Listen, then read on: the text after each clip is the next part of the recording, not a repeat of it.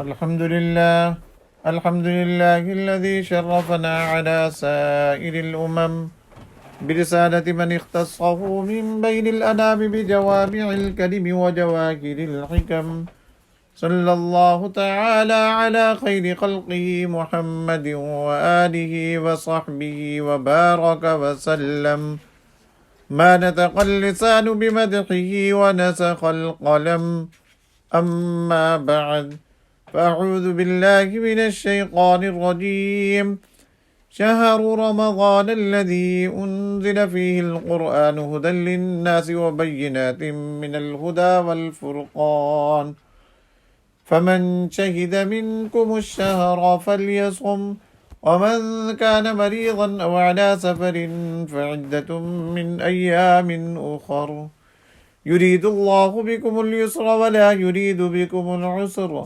ولتكملوا العدة ولتكبروا الله على ما هداكم ولعلكم تشكرون صدق الله العظيم سبحانك لا علم لنا إلا ما علمتنا إنك أنت العليم الحكيم رب اشرح لي صدري ويسر لي أمري واحلل عقدة من لساني يفقهوا قولي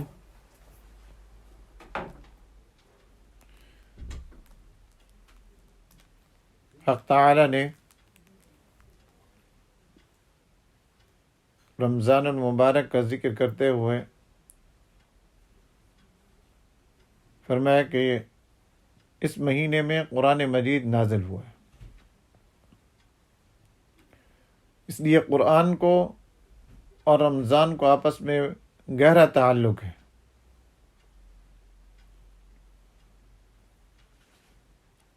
اس وقت دنیا کے اندر ہمارے پاس جو سب سے بڑی نعمت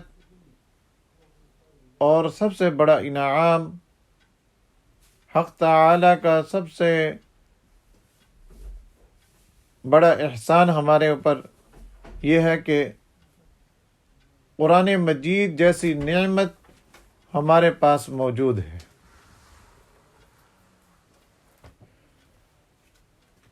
یہ بہت بڑی نعمت ہے،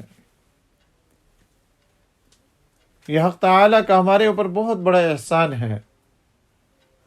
ایسی نعمت سے اللہ تعالی نے ہمیں نوازا ہوا ہے۔ اگر یہ کہا جائے کہ روئے زمین پر سب سے بڑا انعام ہمارے پاس کون سا ہے اس وقت، تو وہ قرآن مجید کی نعمت ہے۔ یہ حق تعالی کی کلام ہے۔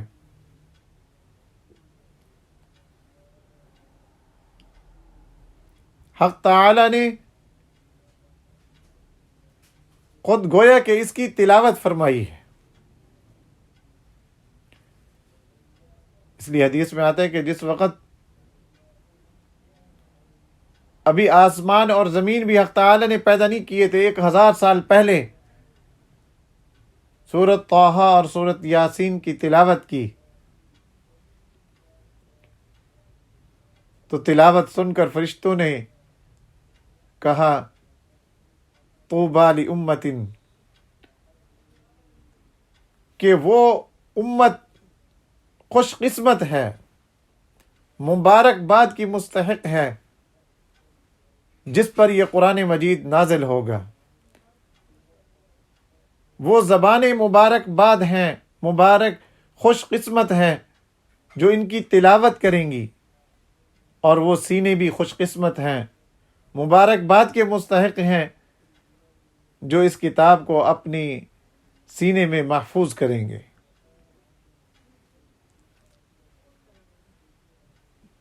یہ حق تعالی کا کلام ہے، اور حق تعالی نے رمضان المبارک کے اندر یہ کلام عطا فرمایا۔ اس لیے رمضان المبارک، ویسے قرآن مجید کی زیادہ سے زیادہ تلاوت کرنی چاہیے، لیکن خصوصاً رمضان المبارک کے اندر اس کی فضیلت اور بڑھ جاتی ہے۔ چنانچہ آپ صلی اللہ علیہ وسلم بھی حضرت جبرائیل امین کے ساتھ رمضان المبارک کے اندر دور کیا کرتے تھے، یعنی قرآن مجید سنایا بھی کرتے تھے، اور جبرائیل امین سے آپ صلی اللہ علیہ وسلم قرآن مجید سنا بھی کرتے تھے۔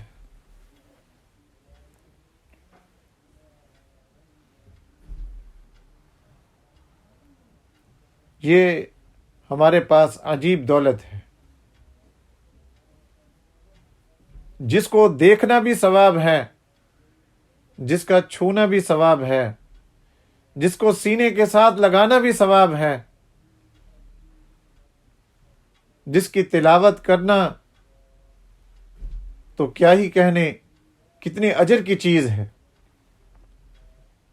آپ صلی اللہ علیہ وسلم نے اس کی فضیلت بیان فرمائی۔ قرآن مجید کی تلاوت کرنے کی کیا فضیلت ہے، ایک ایک حرف پر فرمایا کہ 10 نیکیاں لکھی جاتی ہیں، اور فرمایا الف لام میم میں یہ ایک حرف نہیں ہے، الف الگ ہے، لام الگ ہے، میم الگ ہے۔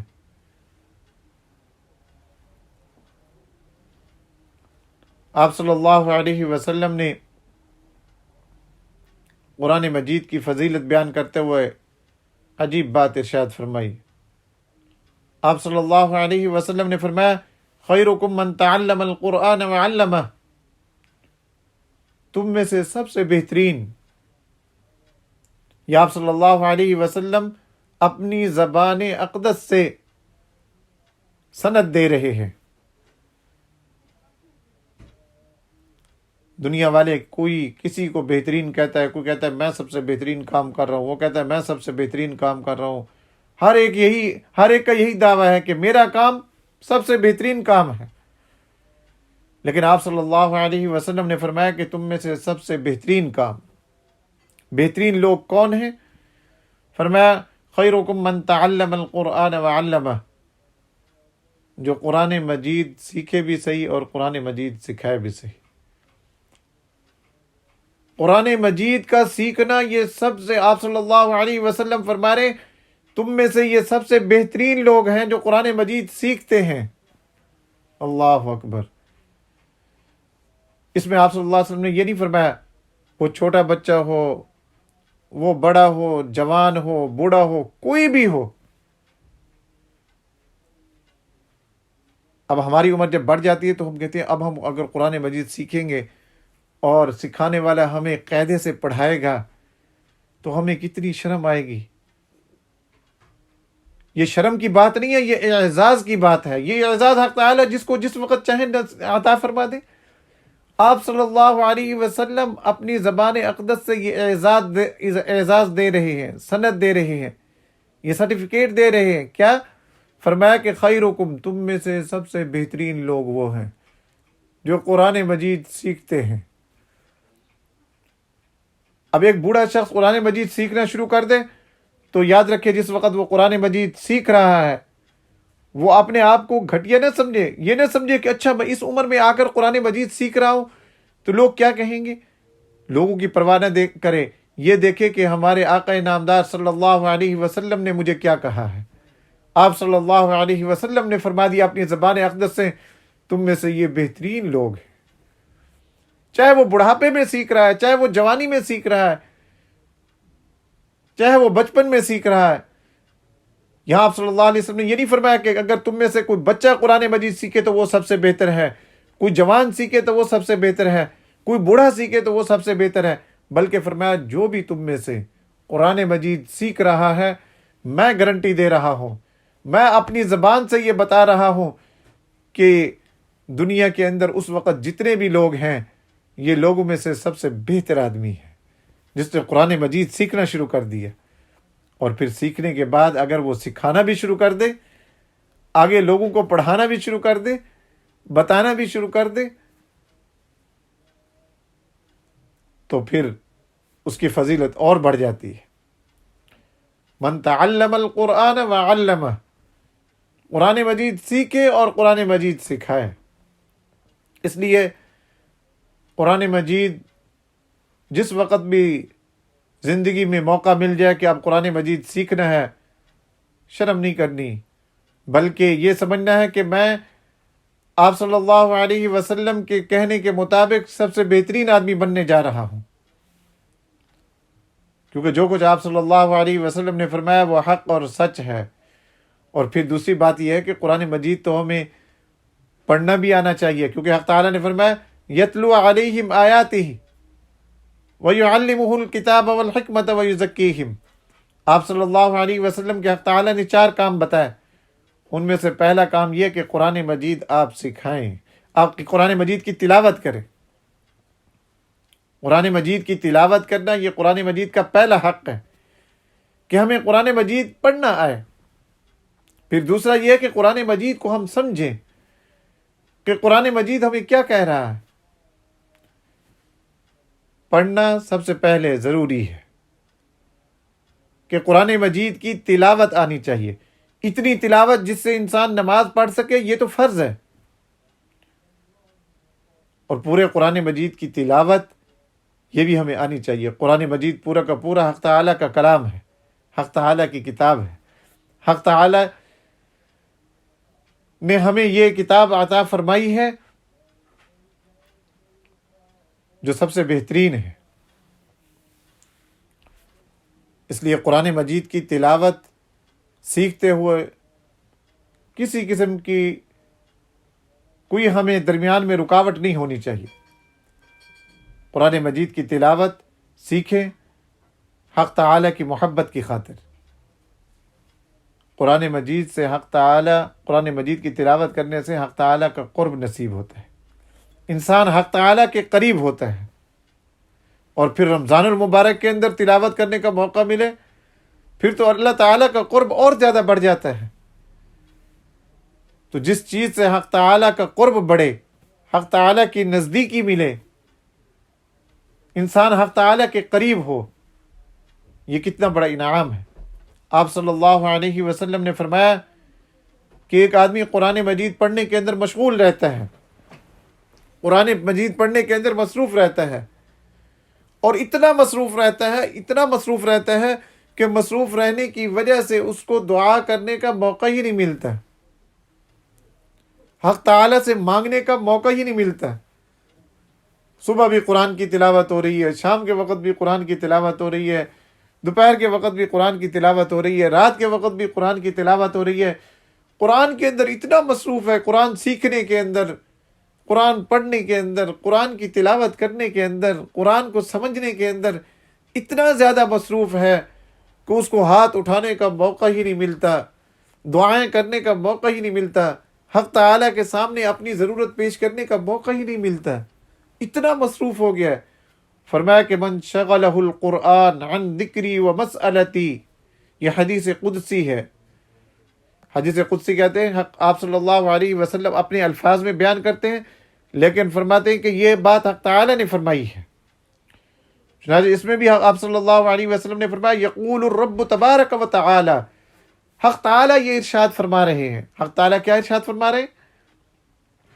فرمایا من شغلہ القرآن عن ذکری و مسئلتی، جس آدمی کو قرآن کی مشغولیت کی وجہ سے